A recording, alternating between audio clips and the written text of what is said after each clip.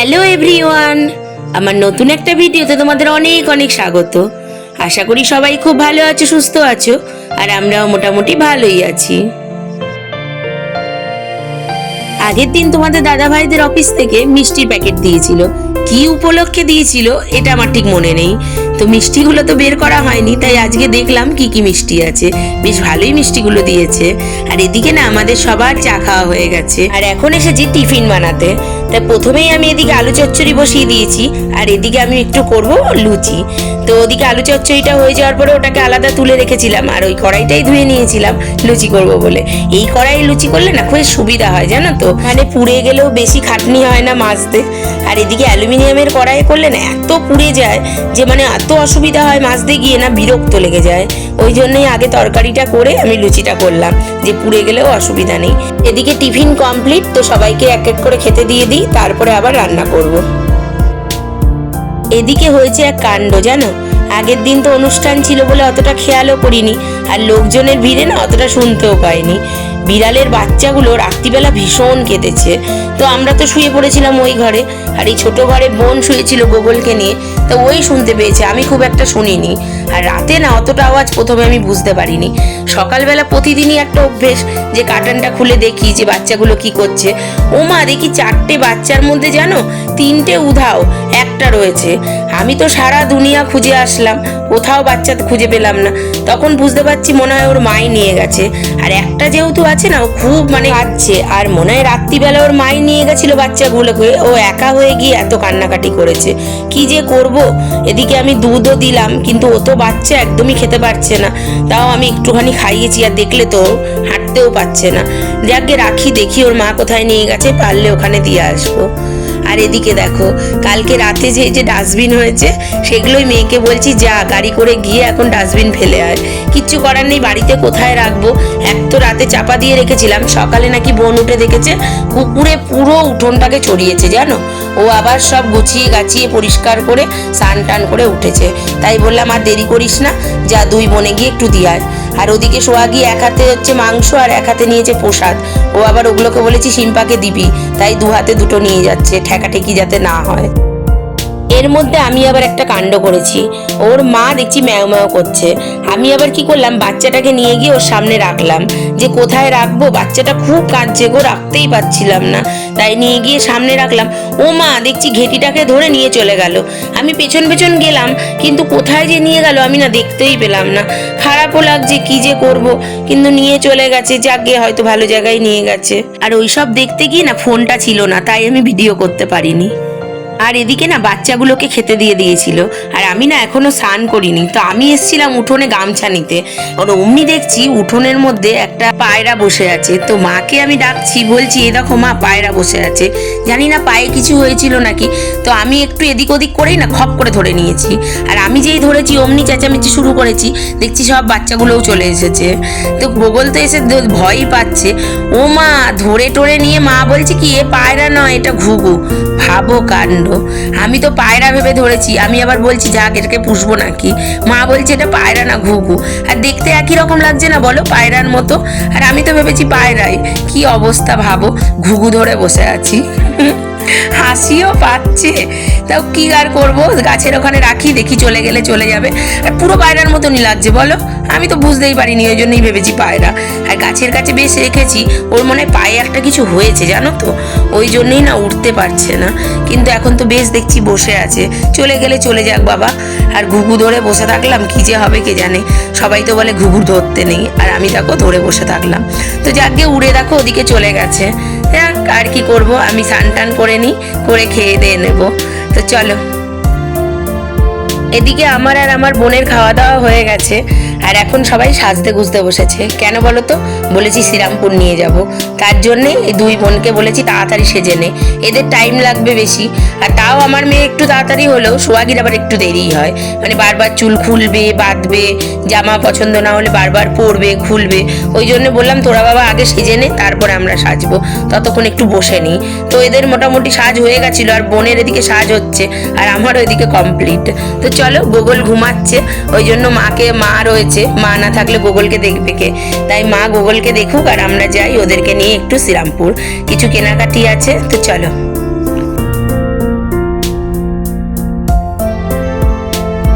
চলে এসেছি রিসরা স্টেশনে। তো ভাবছি আজকে ট্রেনে না, আজকে না টোটোতে যাব। তার জন্যই সবাই মিলে ওপার হচ্ছি, ওপার থেকে টোটোটা ধরবো। টোটোর কাছে এসে ভাড়া জিজ্ঞেস করলাম, বললো 20 টাকা করে, আবার কেউ 25 টাকাও বলছে। সঙ্গে সঙ্গে বোন বলছে দরকার নেই, 4 জনার যেতে 100 টাকা খরচ করে কোনো লাভ নেই। যেখানে 10 টাকা করে হয়ে যাবে এক একজনের, সেখানে কেন 100 টাকা খরচ করতে যাব। ভাবলাম ঠিকই তো, একটাই তো স্টেশন, আর সামনে ট্রেনও বলছে আসছে। তাড়াতাড়ি করে এদিকে বোন গিয়ে টিকিটটা কেটে আনলো, আর প্ল্যাটফর্মে উঠে দাঁড়াতে না দাঁড়াতেই সঙ্গে সঙ্গে ট্রেন। কি তাড়াতাড়ি হয়ে গেল বলো, কিসের জন্যই বা টোটোতে যাবো, এটা তো ঠিক কথা।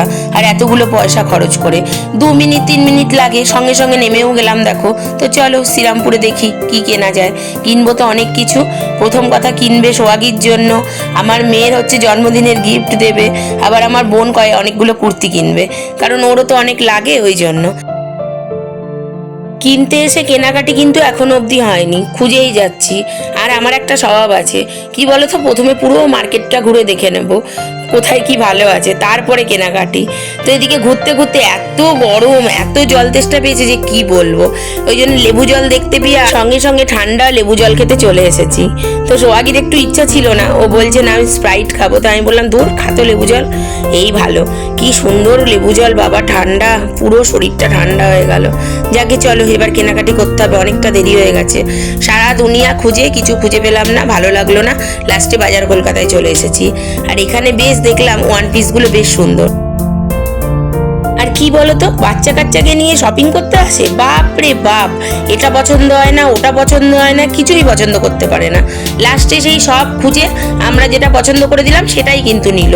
ওটাই আবার আগে যখন দেখাচ্ছি তখন আর নেবে না। তো যাকে ওদেরটা হয়ে গেছে। আর এদিকে চলে এসেছি এখন কানের দেখতে। আমার বোনের তো একেবারে কানের দেখে আর সহ্য হচ্ছে না।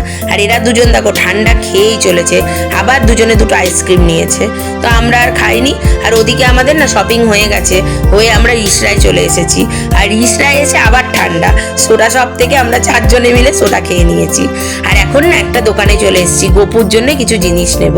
আমার বাড়িতে গোপু এসছে, গোপুকে কিছু না দিলে হয় বলো। আর মা যেহেতু কিছুদিন আগেই গোপুকে নিয়ে এসছে, তাই সেরম না গোপুর কিছু কেনাই হয়নি, শুধু কয়েকটা জামাই মা কিনেছিল। তাই আমি একটু বাসি, গোপুর চুল, তারপরে গোপুর বিছানা, আর গরমে পরার জন্য গোপুর সুতির কটা জামা। তো চলো, নেওয়া হয়ে গেছে, এবার বাড়ির দিকে যাই আর গিয়ে দেখাচ্ছি তোমাদের কি কি কিনেছি। প্রায় বাড়ি ঢুকতে ঢুকতে যেন 10টা বেজে গেছে, প্রায় 10টা পার। তো এসে সবাই মিলে একটু ফ্রেশ হয়ে নিলাম, নিয়ে এবার ঘরে এসিটা চালিয়ে নিচে বসেছি। আর তোমাদেরকে প্রথমেই দেখাচ্ছি গোপুর জিনিসপত্র। আর এদিকে গোগল দেখেছো, ছুঁড়ে ছুঁড়ে ফেলে দিচ্ছে, এত দুষ্টু না। আর এই দেখো গোপুর সব জিনিসপত্র, ভালো হয়েছে না বলো। আর একটা জিনিস তো বলেই নিয়ে যে গোপুকে যেটাতে করে নিয়ে যাওয়া হবে, তাই এটা একটা কিনেছি। আর এবার দেখাবে আমাদের মানে নিজেদের জিনিসপত্র। এটা কিনে দিয়েছে আমার বোন আমার মেয়েকে, আর এটা কিনেছে সোহাগীর জন্য বোন। আর এই দেখো এই ব্যাগটা বোন নিজের জন্য নিয়েছে। আর এই যে এটা আমার মেয়ে নিয়েছে ও জন্মদিনের টাকা দিয়ে, ওর নাচের ব্যাগ। আর এটা সোহাগীর জন্য নেওয়া হয়েছে। আর ওই যে জামা দুটো, যে জামা দুটো দুজনে নিয়েছে, মানে একটা বোন দিয়েছে আমার মেয়েকে হচ্ছে জন্মদিনের গিফট, আর একটা ওর মেয়ের জন্যও নিয়েছে। তো দুজনের একটু সাইজটাই যে আলাদা, মানে আমার মেয়ের বড় আর ওর মেয়ের একটু ছোট, কারণ সোহাগী তো রোগা হয়ে গেছে খুব এখন, ওই জন্য। আর দেখেছো দুজনে একই রকম নিয়েছে। বললাম না পছন্দ করতে পারে না, শুধু শুধু যায়। লাস্টে এটাই আমি পছন্দ করে দিয়েছি, এটাই 2 বোনে নিয়েছে। বেশ সুন্দর হয়েছে বলো।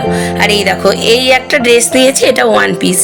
আর ঠিক এই রকমই একটা ড্রেস না আমার মেয়েও পেয়েছে ওই জন্মদিনে, তাই ওই দেখো ওরটাও বার করেছে, ওরটাও একই। আবার এনে দেখছি সোহাগীরটাও একই রকম, মানে এটা দেখেই সোহাগীর পছন্দ হয়েছিল, তো ওখানে গিয়ে যখন পেয়ে গেছিল তাই নিয়ে নিয়েছে। ভালো হয়েছে বলো। আর এদিকে আর একটাও ড্রেস নিয়েছে, এটা সোহাগী নিয়েছে। ও আসলে পড়তে টরতে যায় তো, তো ওই জন্যেই ওর হচ্ছে একটু 1 পিসের দরকার, তাই ও নিয়ে নিয়েছে। আর এটাও বেশ সুন্দর হয়েছে, আমার তো বেশ ভালো লেগেছে। এটা একদম লাস্ট মোমেন্টে নেওয়া হয়েছে জানো। আর দাঁড়াও দেখাচ্ছি আমার বোন কতগুলো নিয়েছে।